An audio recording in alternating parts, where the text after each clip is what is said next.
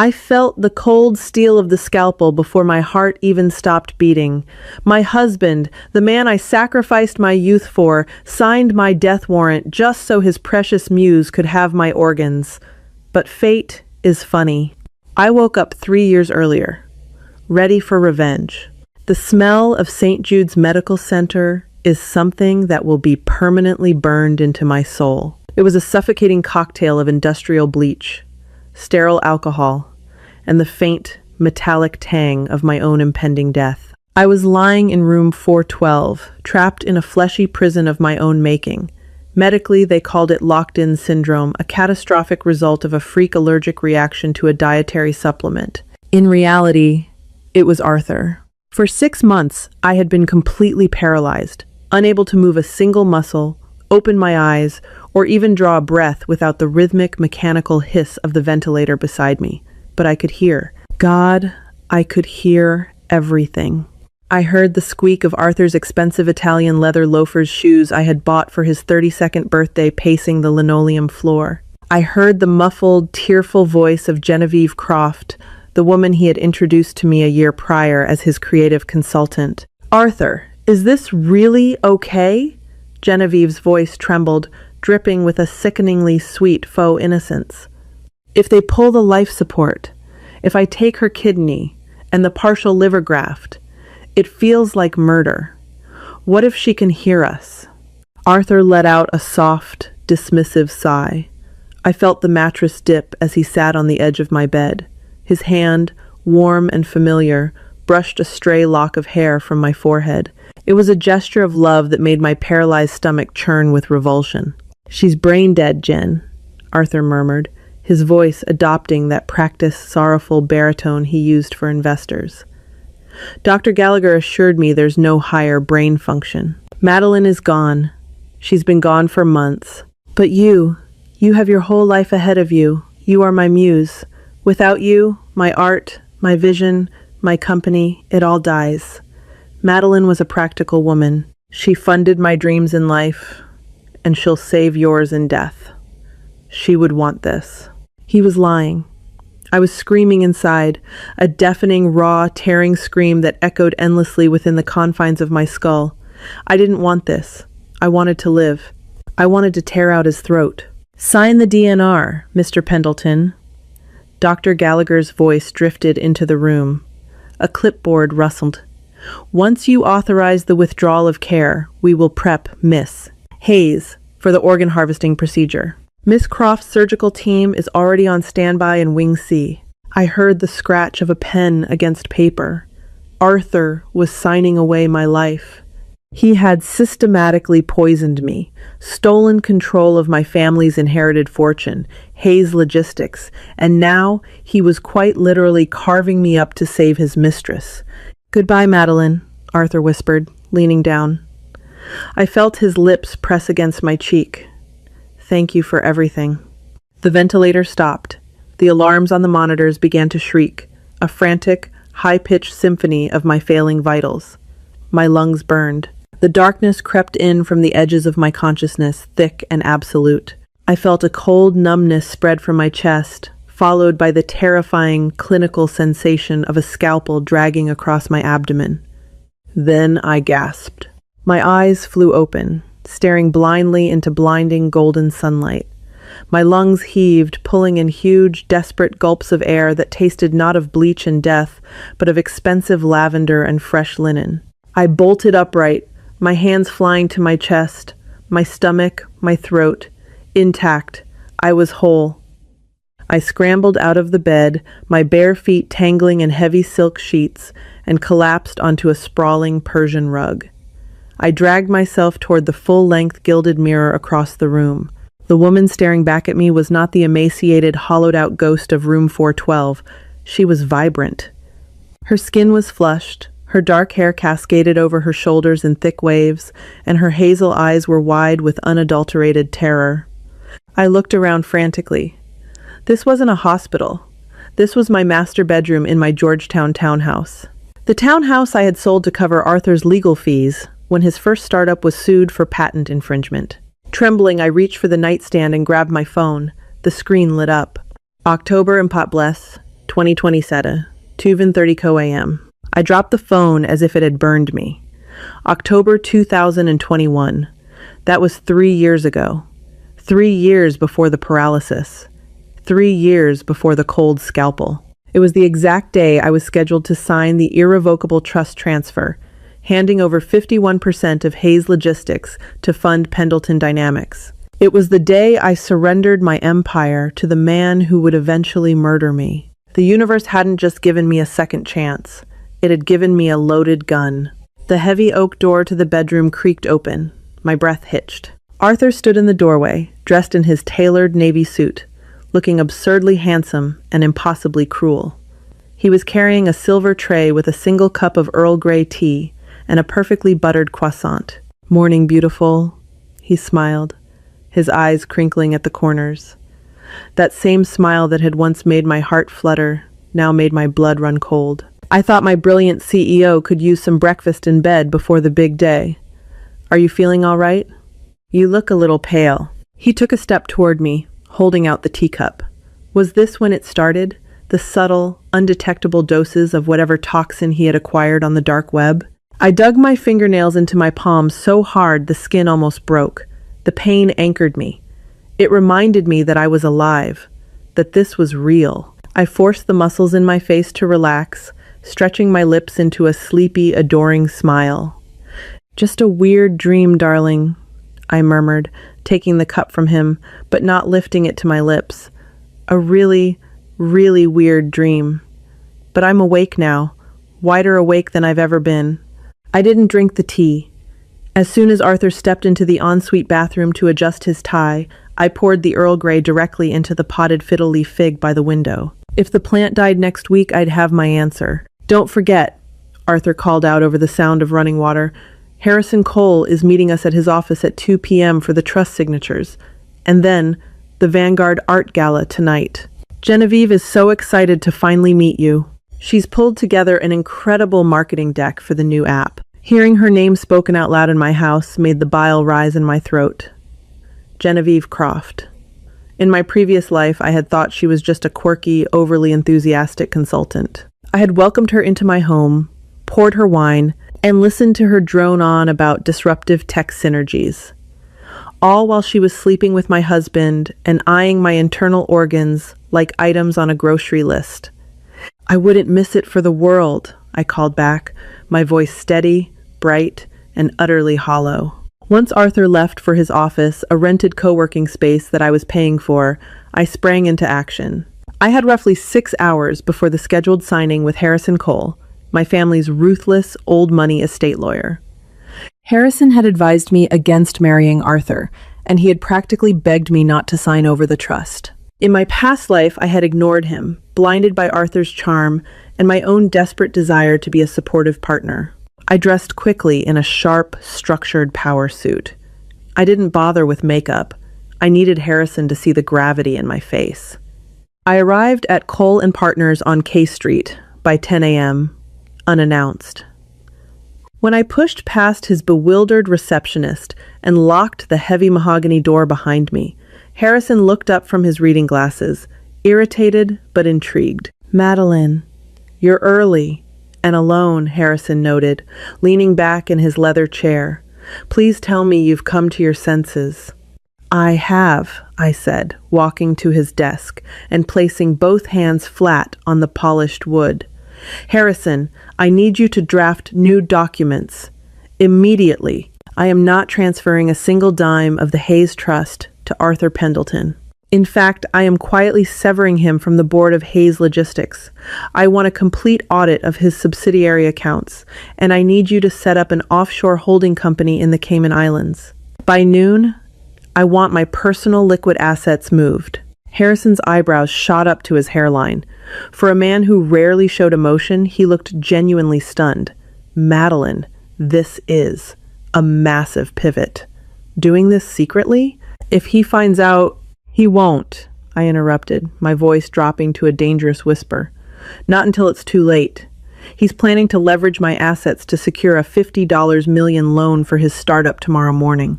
If my accounts are empty and the trust is locked down in a blind, irrevocable structure that even I can't touch without a federal judge, the bank will laugh him out of the lobby. Harrison studied me for a long, silent moment.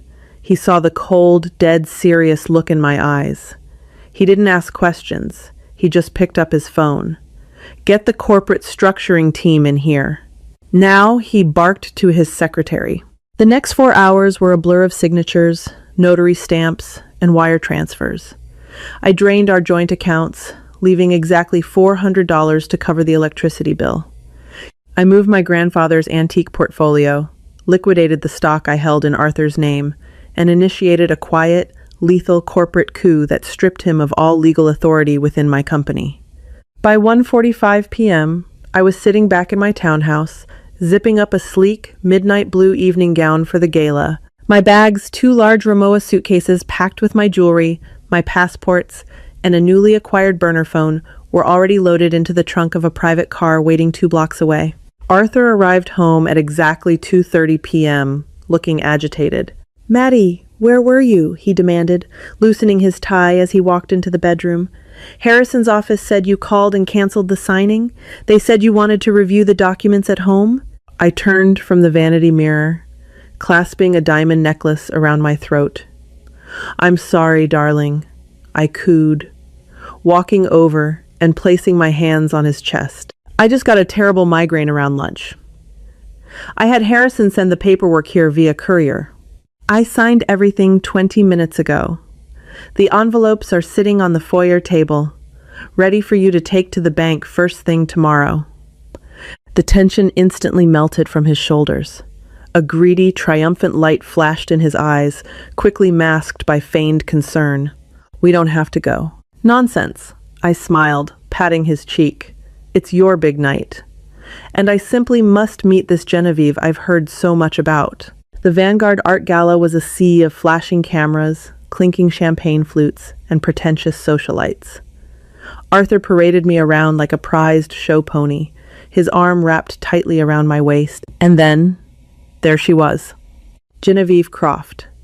She was wearing a stunning emerald green dress that plunged dangerously low, her blonde hair swept into an elegant updo. She looked radiant, completely unaware that in another timeline, she was wearing my liver and pumping my blood. "Madeline, this is Genevieve," Arthur said, his voice laced with an invisible current of electricity as he looked at her. "It is such an honor, Mrs. Pendleton," Genevieve said, extending a perfectly manicured hand. "Arthur talks about you constantly. You are the absolute foundation of everything we're building. Please, call me Madeline," I said, taking her hand. Her skin was warm. I squeezed it just a fraction too tightly, watching her eyes widen slightly in surprise. "And I know exactly what Arthur is building. It's breathtaking, really. The lengths he will go to for his vision." I spent the next hour playing the perfect, doting wife. I laughed at their inside jokes. I toasted to their success. I watched the subtle, secret glances they exchanged when they thought I was looking away. At 10 p.m., as the gala reached its peak, I leaned into Arthur's ear. "Darling, I'm feeling a bit stifled. I'm going to step out onto the terrace for some fresh air and call the driver to bring the car around. Stay here and entertain our guests." "Take your time, my love," he smiled, already turning back to Genevieve. I didn't go to the terrace. I walked straight out the front doors of the Vanguard building, down the grand marble steps, and into the crisp October night. The black town car was waiting, idling at the curb. I slid into the back seat. "Dulles International," I told the driver. "Step on it." As the car sped away, leaving the glittering lights of the gala behind, I pulled out my burner phone. I had set a timed email to send to Arthur's phone at exactly 9 a.m. the following morning, the exact time his meeting with the loan officers began. The email contained a single attachment, a PDF of the actual documents I had signed, the irrevocable trust, his termination papers, and a restraining order. I closed my eyes, sinking into the leather seats. The engine hummed beneath me, a steady, powerful rhythm that sounded entirely different from a hospital ventilator. It sounded like freedom.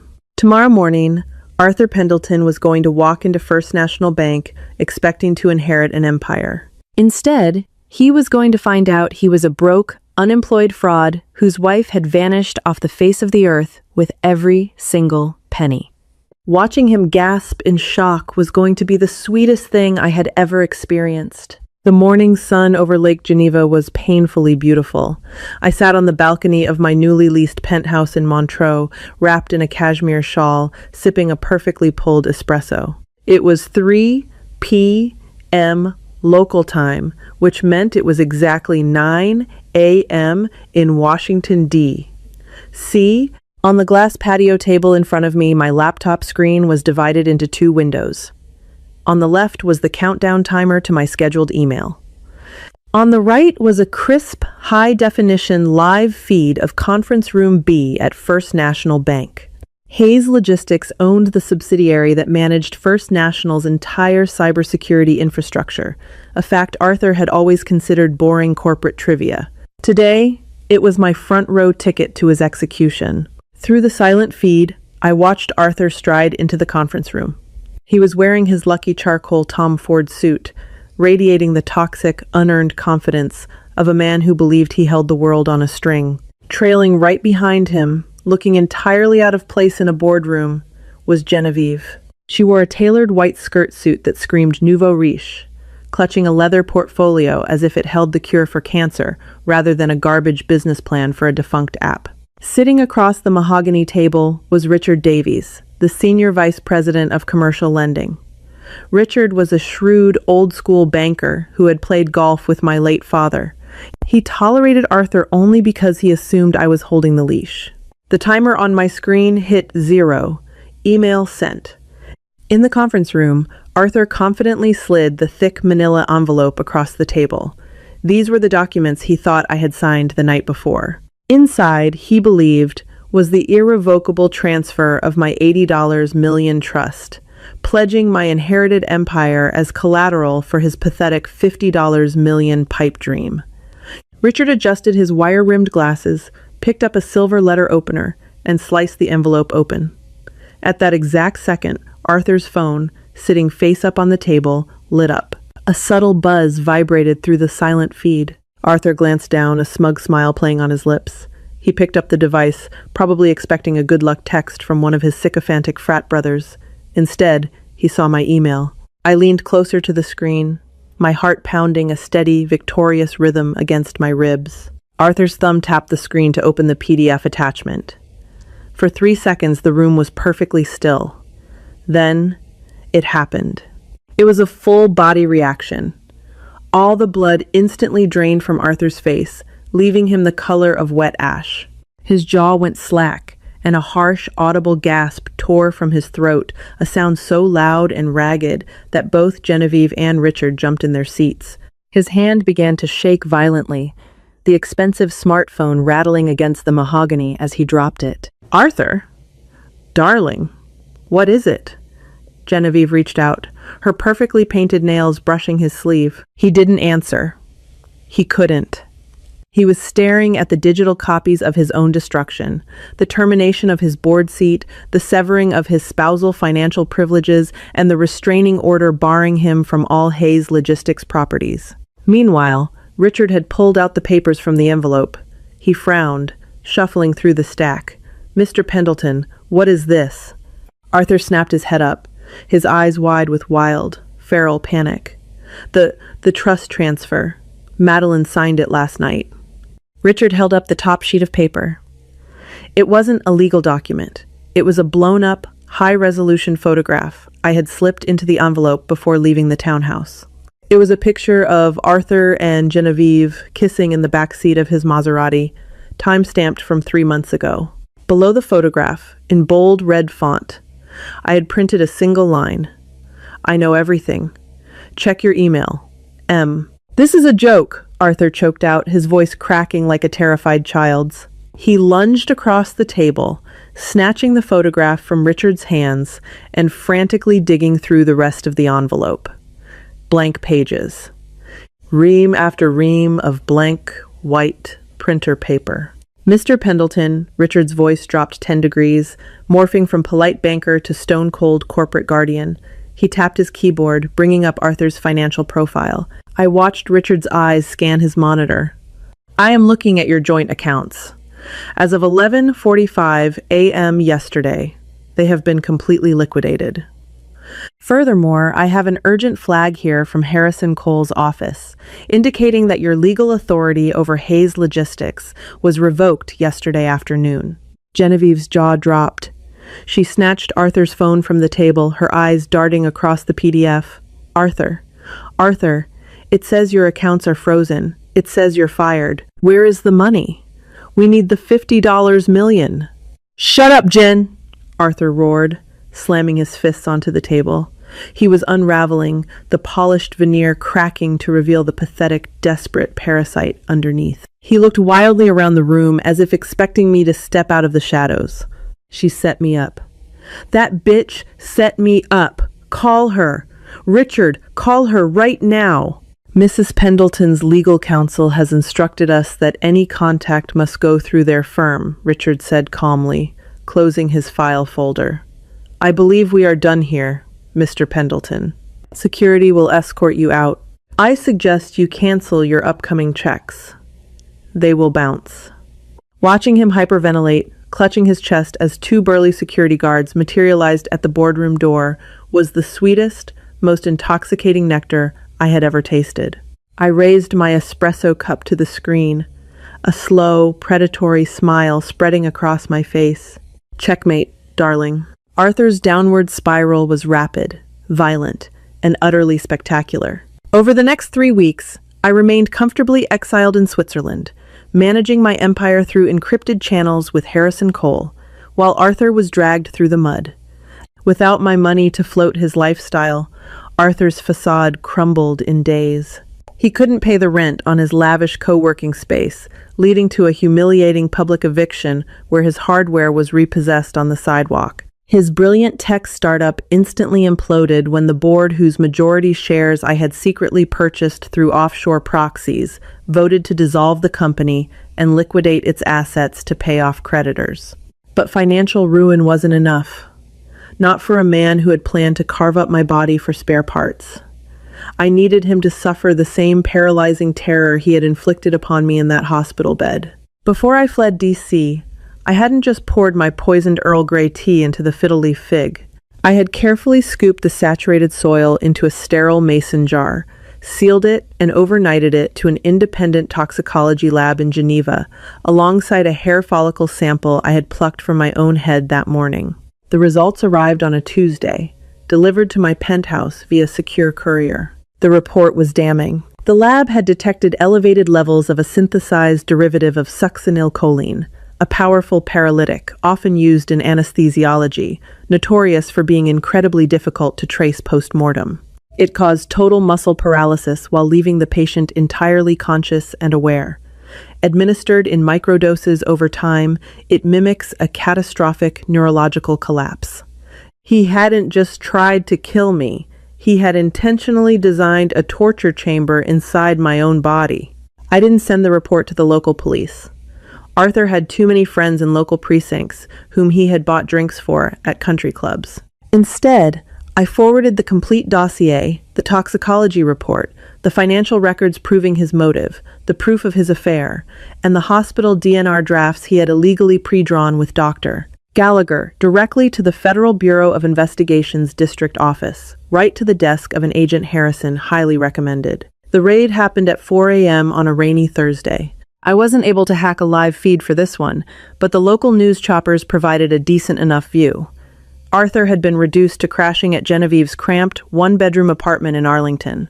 The footage showed heavily armed federal agents smashing through the door. 10 minutes later, Arthur was dragged out in handcuffs, wearing only a pair of gray sweatpants, his face shoved roughly against the hood of a black SUV. He looked pathetic, unshaven, terrified, screaming at the cameras that he was innocent, that his wife was crazy. But the real masterpiece was Genevieve. She walked out behind him, wrapped in a blanket, accompanied by 2 agents. She wasn't in handcuffs. In fact, she looked remarkably composed. According to the updates Harrison fed me later that afternoon, the moment the FBI threatened her as an accessory to attempted murder, Genevieve flipped. She sang like a canary. She handed over text messages, emails, and dark web browser histories from Arthur's personal laptop.